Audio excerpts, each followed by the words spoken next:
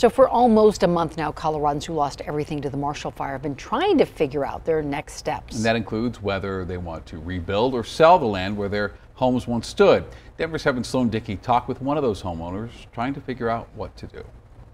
It's amazing how it just wiped it all out. As victims of the Marshall Fire address the damage to what's left of their homes, new daunting questions are emerging.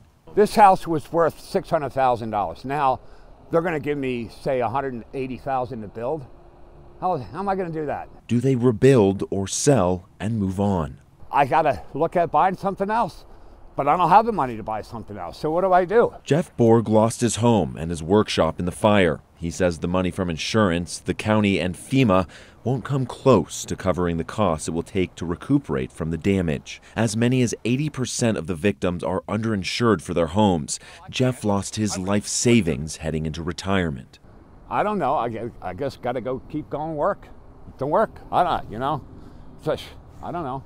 Each of the owners of the more than 1,000 homes lost in the fire are faced with similar choices. They are having to look at all of their options, I would say. They are having to decide, do they rebuild?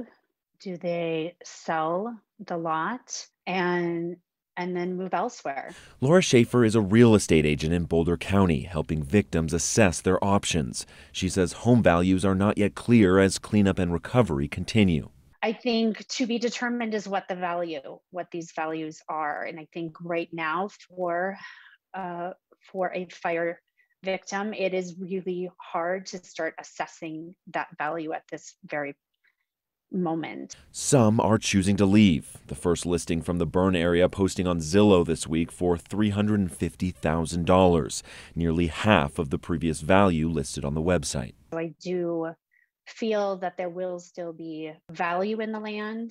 I think now it's just initially it's hard, as it does look like a war zone right now, and it's hard to envision that. No matter the decision, she says expect a long road ahead. I do think for most homeowners it's going to be at least 2 years before we start seeing some real structures coming to fruition. Sloan Dickey, Denver 7.